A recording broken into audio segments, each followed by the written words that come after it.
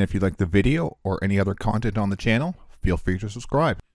This video will be going over the Grey Knights Teleport Assault Force Detachment. I will go through the army and the detachment rule and how powerful they are for the Grey Knights. I will be going over each enhancement and the stratagem, giving my thoughts on how effective and how to use each of the stratagems. I will have a 2,000 points list video out on the channel shortly. I call the list the Knights of Titan. This is an elite army similar to my Custodians. And I have been wanting the army since 10th started. Army rule just seems so much fun. Let's first go through the army rule. Army rule is called Teleport Assault. If your army faction is Grey Knights, at the end of your opponent's turn, you can select a number of Grey Knights units, excluding units that are in engagement range of 1 or enemy unit. The maximum number of units you can select depends on the battlefield size. Combat Patrol 1, Incursion 2, Strike Force 3, Onslaught 4. Once you've made your selections, remove those units from the battlefield.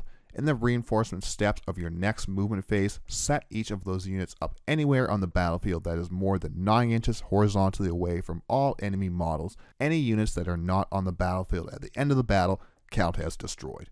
And Teleport Assault. This is such a fun, strong army rule. I play Custodians as my main army. These Grey Knights seem so fast compared to the Custodians. Movement is one of the most important things to master when playing the game. Teleport Assault gives the Grey Knights access to incredible movement. Army unit and model size is small though.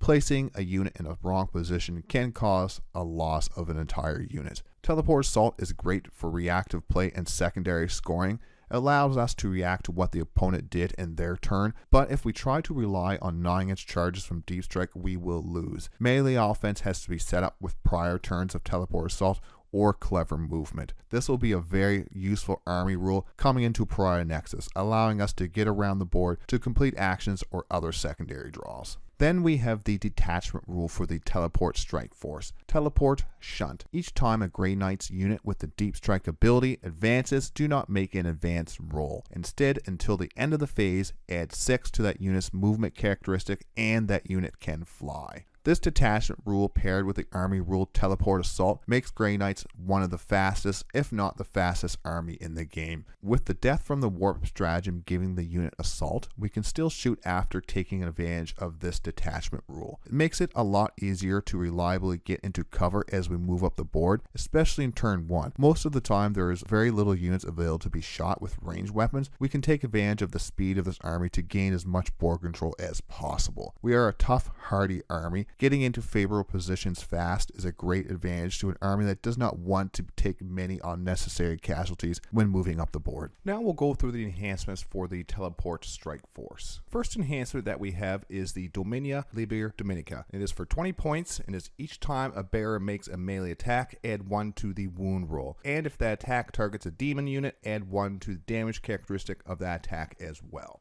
This is a great enhancement to get some extra damage out of a character model, especially a Grandmaster and Nemesis Dread Knight. The only downside to this enhancement is the fact that the other enhancements in the detachment are so good. It is a shame that it was not a bit cheaper. We do lack cheaper enhancements to fill out a list in this detachment.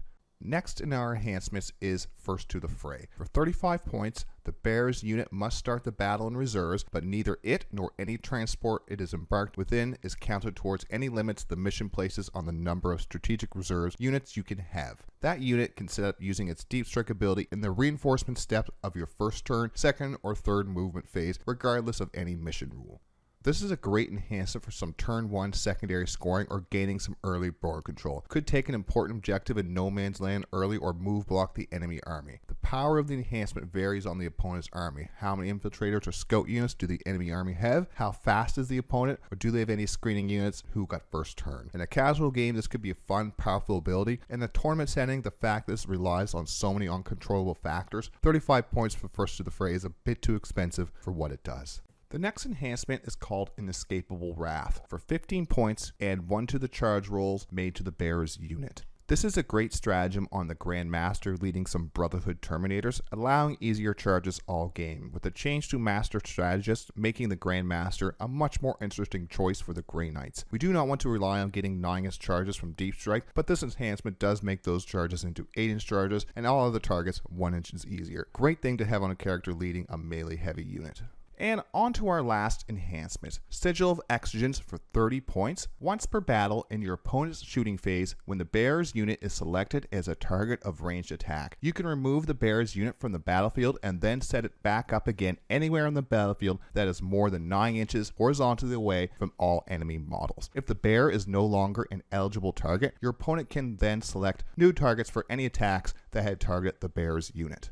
Easily the best enhancement in the detachment. It is a one-time use, which is something I usually try to avoid, even more so at 35 points, but the utility this enhancement brings cannot be ignored. Great for grabbing dangerous secondary scoring and then redeploy as soon as the opponent targets the character's unit in their turn. We can use it to put the unit into very dangerous positions to get some great damage onto the enemy units, and then as soon as they are targeted by range attacks, redeploy the unit, or an enemy unit moves within 9 inches, we can use the Mist of Deimos instead of redeploying, saving Sigil of Exigence for another situation later in the game. Now we have Death from the Warp. For 1 CP, in your movement phase, Grey Knight's Psyker unit from your army that has either advanced this turn or arrived using the Deep Strike or Teleport Assault abilities. Until the end of the phase, ranged weapons equipped by models in your unit have the Assault ability. Until the end of the turn, ranged weapons equipped by models in your unit have the Assault ability, and each time a model in your unit makes an attack, add 1 to the hit roll.